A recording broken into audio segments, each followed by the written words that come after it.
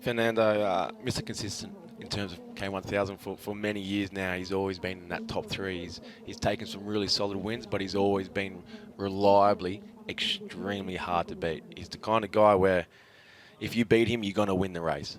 And that's kind of where I expect him to be right now. He's going to take it out and take the win, and you've got to take it away from him.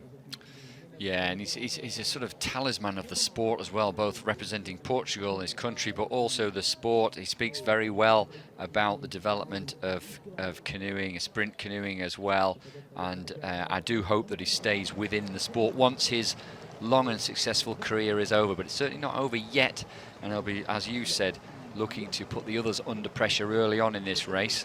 And he certainly looked good. He looked really strong in the earlier rounds. Now, Artuut Peters, okay, don't discount him either. Bronze medal at the European Championships in Poznan last year. Regular finalist in World Cups. He's in lane 1. Lane 2, Tom Green, of course, the Tokyo K2 Olympic champion. And also Olympic finalist in the K1 1,000 meters this event. Bojan Zdelar from Serbia. And just missed out on the medals in the World Championships in 2021. Then Fernando Pimenta, there he is, 2012 K2 silver medalist at the Olympics, Tokyo bronze medalist in this very event, and just a master of the sport. I remember back in 2018 winning on his home water, hugely popular in Portugal. Samuele Burgo from Italy goes in lane 5, and next to him Andrea Schera, also from Italy. Just missing out on the medals at last year's World Championships in this event too. Watch out for him. Agustin Vernice, he will be in lane 7. Then in picture, Rene Poulsen. Goodness me, he is experienced as well, isn't he? Fantastic skill set. Yeah. Always reliably competitor, to be competitive in this event.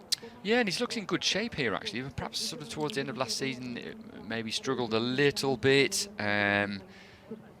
But yeah, seems to be on good form here. And then in lane 9, Jacob Schopf, watch out for him. Second place in the K2000 meters in Tokyo. Also 4th, just missed out on the medals in Tokyo in the K1 and competed in the K4 here. A little bit disappointed with that, so he'll be looking to do better in this, the final of the K1 men 1,000 meters.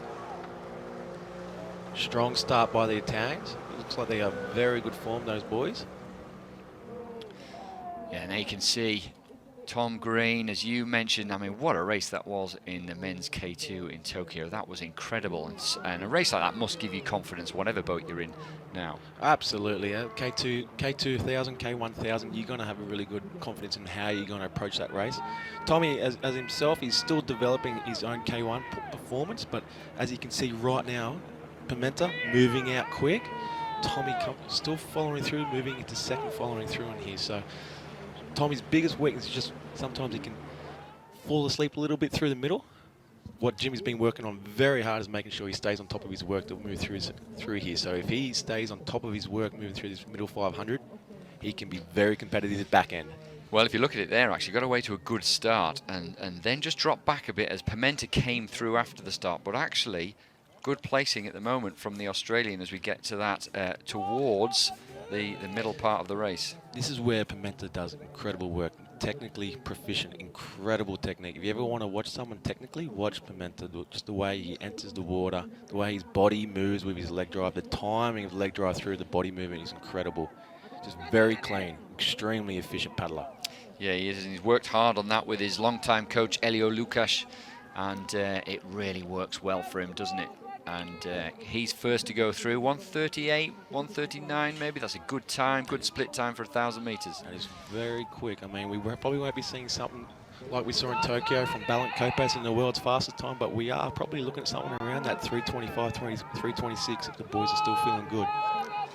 Well, that will be interesting, but he won't be bothered about time, will he? He'll be thinking about executing his race plan, holding that technique up under pressure. Rene Poulsen also coming through well there. Watch out for him.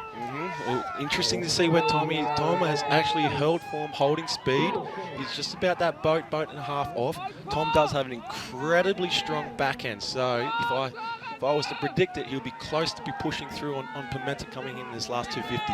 Well, you can see that from that fantastic forward shot from the drone there. This is not going all Pimenta's way. He's got a lead, but he's being put under pressure. And as you say, if Tom Green shows that he's got the back end, the final 250 metres, we're right there now. He's right up with Pimenta, and Pimenta has to have some answers because Thomas Green is asking the questions. Tom does have that gearing. It just depends on what he's burnt through in that middle 500 try to hold his form. Pimenta does look like he's feeling pretty confident and strong. Possibly that tailwind could be keeping it light for Pimenta to hold on to that speed. Tom is just starting to wind up right now. Well, here we go. We're down to the, once we see these red boys, we're down to the last 100 metres. Eyeballs out on the deck, giving it everything. Over to the subconscious now. Just keep that rhythm, maintain that form, and it's what Pimenta does so well. But here comes Tom Green once again. Only about 50 metres to go. He's getting a sniff of it, a taste of it. He can sense he's nearly there. What has Pimenta got? Maybe just enough to hold him off.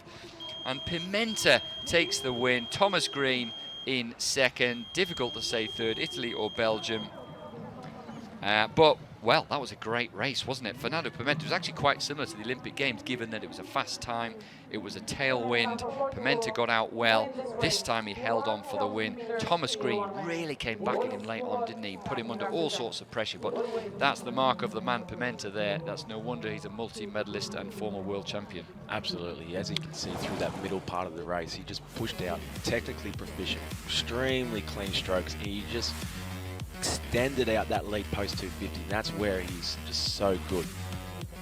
Hopefully, moving forward, he's going to be working on that back 250 because you know what's going to be happening coming through with the Hungarian Balint Kopaz. He's always going to have this super strong back end. So Pimenta's going to be feeling very confident, but you dare say that he's going to be working on that back end to make sure he holds that speed all the way to the line. Yeah, it has indeed. Look at that. And as you said, anyone that wants to see an exponent of good technique should watch Fernando Pimenta. That's what worked for him. That's what counted in the end. But Thomas Green, the young Australian, he's getting better and better, it seems, with every season. And right down there at the bottom of there of the course, lane 9, Jacob Schopf came through very quickly as well. So we'll have to keep an eye and wait for the confirmation of results. We haven't had any results come up on the graphic, which means it's very close. Here we are, 3:24. Wow, that is fast. It's not necessarily a world best time, but it is quick. Thomas Green in second. It was Jacob Schopf taking the bronze medal from lane 9. Very impressive time by Pimenta and Tom and Jacob Schopf. Any time to go under 3:25 in fresh water.